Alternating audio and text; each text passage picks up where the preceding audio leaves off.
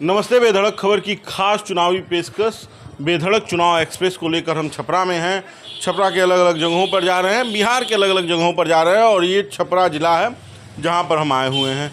छपरा से राजीव प्रताप रूडी सांसद हैं और कभी ये कांग्रेस का भी गढ़ हुआ करता था, लेकिन जो अभी चुनाव चल रहा है 25 का विधानसभा चुनाव, उसमें जो महागठबंधन है उसने सारण क्षेत्र में जितनी भी विधानसभा 7 विधानसभाएं ना 10 विधानसभाएं हैं, 10 विधानसभाओं में कांग्रेस के सिंबल पर एक भी प्रत्याशी नहीं उतारा है।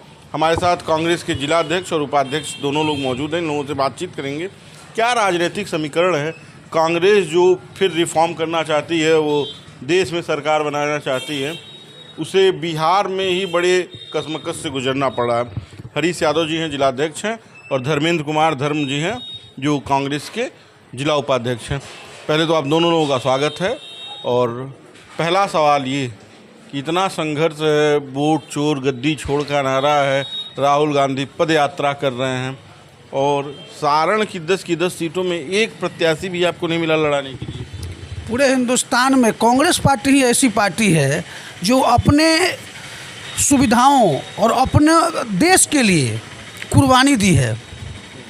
देश की आज़ादी से लेकर आज तक कांग्रेस पार्टी ही लोगों की भलाई के लिए काम करती है। आज सारण में हमारी पार्टी चुनाव नहीं लड़ रही है। इसका मुख्य कारण है कि हम भी कुर्बानी में ही मान लिया जाए कि 10 जी हाँ, चूँकि तथाकथित सेक्युलर ताकतों को और झूठे वार जुमलों की सरकार को यहाँ बिहार से भगाने के लिए, और चूँकि नीतीश कुमार का उम्र हो चुका है, वो उनको बदला करके भाजपा सत्ता में आना चाहती है। इसको रोकने के लिए हमारी पार्टी ने अपने 200 विधानसभा में महागठबंधन को सपोर्ट किया है और हम सभी कांग्रेसी महागठबंधन के साथ खड़े हैं। जो झंडा लेके कार्यकर्ता झंडा ढो रहे हैं साहब, उनके मन में भी तो होता होगा चुनाव लड़ेंगे, इसीलिए तो मेहनत है। जन सेवा के नाम पर क्या सिर्फ दूसरे पार्टियों की सेवा होगी, दूसरे राजनीतिक दलों की सेवा होगी? कार्यकर्ताओं के मन में कुछ तो दुख है। इसको हम लोग, कार्यकर्ताओं के मन में दुख तो है और इसको हम स्वीकार करते हैं। अभी जो परिस्थितियां बनी हुई थी उसके तहत हम लोगों को माने महागठबंधन के तहत हमारे बड़े नेताओं का जो भी निर्णय लिया गया है उसका हम उसके साथ हैं। हमारी कुछ मजबूरियां, हमारी पार्टी की कुछ मजबूरियां नहीं होगी, जिसके चलते हमारी पार्टी चुनाव नहीं लड़ पा रही है। इसमें से एक सीट भी नहीं मिली आप लोगों को। मैं इस चीज़ को स्वीकार करता हूं। हमारे पार्टी को कम से कम 2 सीटों पर चुनाव लड़ना चाहिए था और इसका मुख्य कारण भी है, चूँकि हमारे पार्टी के चुनाव के 6 महीना पहले हमारे पार्टी के जिला अध्यक्ष को बदल दिया गया था। किसी बाहरी आदमी को जिला अध्यक्ष बनाया गया, जो कि अभी पार्टी छोड़ के चला गया है।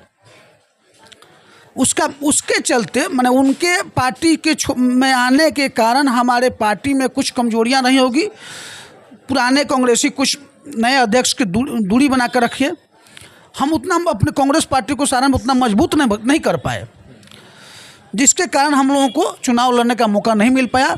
हाँ, आपको इतना मैं विश्वास दिलाता हूँ, आने वाले समय में सारण जिला कांग्रेस कमेटी पूरे बिहार में नंबर 1 बन के रहेगी और इसका प्रयास मैं चुनाव के बाद हम लोग सभी कांग्रेस से मिल करके पूरी जोश के साथ सभी गलतफहमियां को भूल करके, पार्टी से हुई भूल चूक को ही भूल करके हमने पार्टी को मजबूत करने के लिए धरातल पर संघर्ष करूँगा। लोगों की समस्याओं को उजागर करने के लिए मैं संघर्ष के साथ लोगों के समस्याओं के साथ सड़कों पर उतरूँगा और पार्टी के लिए संघर्ष करूँगा। उपाध्यक्ष हैं आप, आपसे एक सवाल है, बताइए छपरा में आरजेडी ने टिकट दिया है खेसारी लाल यादव को, जो फिल्मों की दुनिया से आए हैं, और एनडीए से भाजपा के सिंबल पर उम्मीदवार हैं, क्या नाम है उनका, छोटी कुमारी जी। ये बताइए कि अभी तो यहाँ पे कोई गुप्ता जी पहले विधायक हुआ करते थे, उन्होंने भी बदल दिया और आपने भी अपना प्रत्याशी बदल दिया। कितना समर्थन है खेसारी लाल यादव? देखिए, कांग्रेस का तो मतलब कि पूरे महागठबंधन को फुल सपोर्ट है। हम लोग महागठबंधन में जो भी हम लोग 5 दल हैं, मेन में है कांग्रेस है, राजद है, सीपीआई, सीपीएमएल, ये सब लोग का मतलब कि संयुक्त मतलब कि प्रत्याशी है खेसारी लाल यादव। उनको हम लोग सब लोग मतलब कि समर्थन में है। ये कह रहे हैं कि तेजस्वी यादव ने अपने आप को मुख्यमंत्री बना दिया। 2% वोट बैंक के साथ वीआईपी है मुकेश सहनी की पार्टी, जिनका जातीय वोट 2% है। मुस्लिमों की ये आवाज़ है अब कि अगर मुकेश सहनी 2% आबादी के साथ मुख्यमंत्री हो सकते, उप मुख्यमंत्री हो सकते हैं, तो मुस्लिमों का प्रतिनिधित्व क्यों नहीं, उनको क्यों नहीं, उनका नाम क्यों नहीं घोषित किया जा रहा है दूसरे उप मुख्यमंत्री के तौर पर? नहीं, ये तो बीजेपी के तरफ से अफवाह मतलब कि फैलाया जा रहा है। हमारी पार्टी जो है सभी जाति धर्म के वर्ग के लोगों को लेके, आप टिकट के भी वितरण में देख सकते हैं, सभी लोगों को उसमें संपूर्ण भागीदारी मतलब की दी गई है। और मुख्यमंत्री का चेहरा एक ही है, तेजस्वी प्रसाद यादव जी हैं। और देखिए, कहने का मतलब कि उप मुख्यमंत्री कोई संविधानिक पद नहीं है, वो लोगों को सिर्फ इस तरह से करने के लिए, मैनेज करने के लिए मुस्लिमों का भी घोषित कर नहीं है हमारे पार्टी से है। श्री तारिक अनवर जी का नाम मतलब कि चल रहा है, जो कटिहार के सांसद मान के आप लोग संतोष किए हुए हैं। उप मुख्यमंत्री का पद सब लोगों को से बातचीत करके घोषणा किया गया है। उसमें अकेले निर्णय सिर्फ कांग्रेस का नहीं है, महागठबंधन सब लोगों को निर्णय लिया है। अच्छा, सारण छपरा पे आते हैं। छपरा के क्या मुद्दे हैं, किन मुद्दों को लेकर महागठबंधन जनता के बीच वोट मांगने जा रहा है? सबसे पहले छपरा का मुद्दा सिर्फ मुद्दा है। अभी आपसे आज से 10 दिन पहले बारिश हुई थी, 10 से 15 दिन पहले, 8 या 9 तारीख को, और पूरे छपरा शहर इतना पानी में डूबा हुआ था। व्यवसायी लोगों का दुकान धंस गया था, मैंने दुकान में पानी घुस गया, जिसके बहुत सारे सामान बर्बाद हुए। आज तक छपरा के जो भी विधायक हुए सिर्फ बीजेपी से जुड़े लोग हुए, लेकिन और यहाँ वोटर भी अधिक संख्या में बीजेपी के लोग हैं, लेकिन उनके समस्याओं पर ध्यान किसी ने नहीं दिया। त्रस्त हैं बीजेपी के वोटर, और बीजेपी के वोटर ही त्रस्त होकर के इस बार महागठबंधन के प्रत्याशी खेसारी लाल यादव को वोट देने जा रहे हैं। ये बताइए कि मुख्य मुद्दे ऐसे कौन हैं जिनको लेकर आप लोग जनता को बता रहे हैं? जैसे यहाँ राजीव प्रताप रूढ़ी सांसद हैं, एक अलग जलवा जलाल है उनका, हवाई जहाज़ से आते जाते हैं, तो ये नाले की समस्या तो जानेंगे नहीं, नाले की समस्या कार्यकर्ता जानेगा। तो कार्यकर्ता जो कांग्रेस के हैं वो क्या बताने जा रहे हैं जनता को? बोला नहीं, पूरा नाले की समस्या का समाधान अगर हो गया होता। आप देखिए, राजीव प्रताप रूढ़ी का घर भी बना हुआ है पवनाथ नगर में, उनके वोटर ही सबसे ज़्यादा वहाँ रहते हैं। शहर के पौष इलाकों में गिनती होती है। 24 घंटे 12 महीना पवनाथ नगर के सभी सड़कों पे पानी भरी हुई रहती है।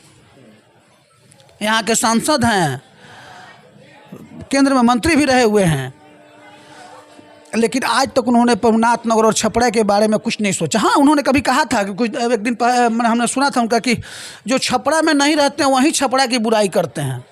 अरे भाई, मैं छपरा में ही रहता हूँ और छपरा की बुराई नहीं करता हूँ। छपरा में आपने जो समस्या पैदा किया है, चूँकि आपने 3 टर्म यहाँ का सांसद रहा है, बीजेपी के विधायक रहे हैं 3 टर्म 4 टर्म, लेकिन उन्होंने कभी कुछ विकास के बारे में कुछ नहीं सोचा। यहाँ का मुख्य मुद्दा है जल निकासी की समस्या। खनुआ नाला के बने हुए काम लगे हुए लगभग 5 साल हो चुके हैं। एक अंतिम सवाल आपसे करते हैं, जब एकदम चुनाव है और आज प्रधानमंत्री की रैली है, प्रधानमंत्री से क्या कहेंगे आप? कांग्रेस के जिलाध्यक्ष से हट के छपरावासी होने के नाते प्रधानमंत्री से क्या मांग करेंगे? मैं देश के प्रधानमंत्री माननीय नरेंद्र मोदी जी से ये निवेदन करूंगा कि सर, आप छपरा में आ रहे हैं, आपका सारण की धरती पर हार्दिक अभिनंदन है। साथ ही मैं आपसे ये भी निवेदन करूंगा कि आप छपरा में आकर झूठ की बरसात नहीं करें। सब छपरा की समस्या है, यहाँ के लोगों से सुने, आपने नेताओं से सुने, और छपरा का कैसे विकास हो। हम सभी छपरावासी आपसे उम्मीद लगा के बैठे हैं कि माननीय प्रधानमंत्री आज झूठ की बरसात नहीं करके सही में छपरा के विकास के बारे में कुछ करके जाएंगे। आपकी क्या मांग है प्रधानमंत्री जी से? आ रहे हैं, हमारी तो मांग है कि सबसे पहले कि प्रधानमंत्री, ये छपरा जो है, इसको कहा जाता है ये महावीर हनुमान जी का मतलब कि नलियाल है, और यहाँ के लोग जो है झूठ नहीं बोलते हैं।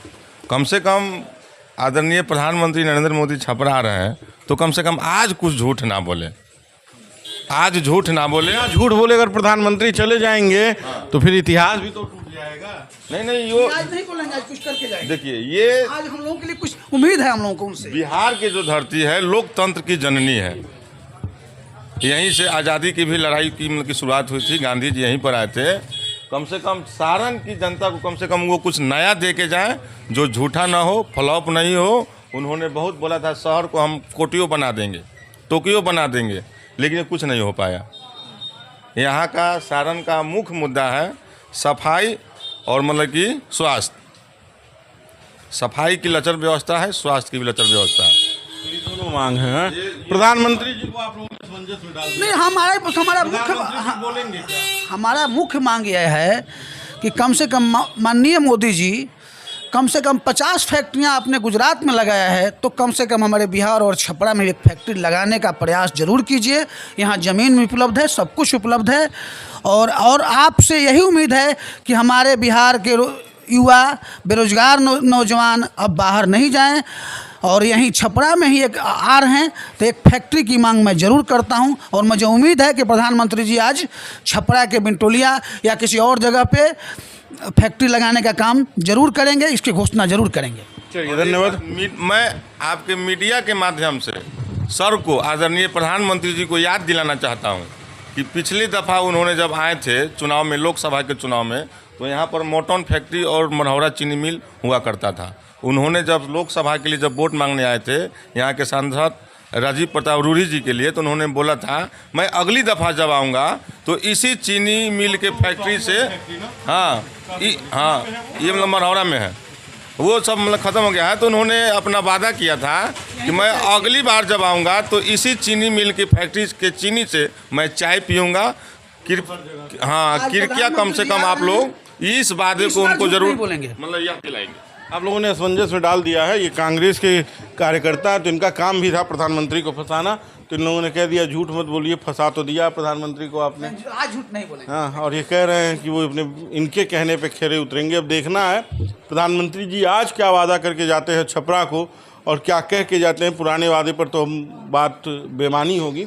बाकी का आप बेधड़क खबर देखते रहिए। इस इंटरव्यू पर आपकी क्या राय है, इस बातचीत पर आपकी क्या राय है, हमें ज़रूर बताइए। धन्यवाद।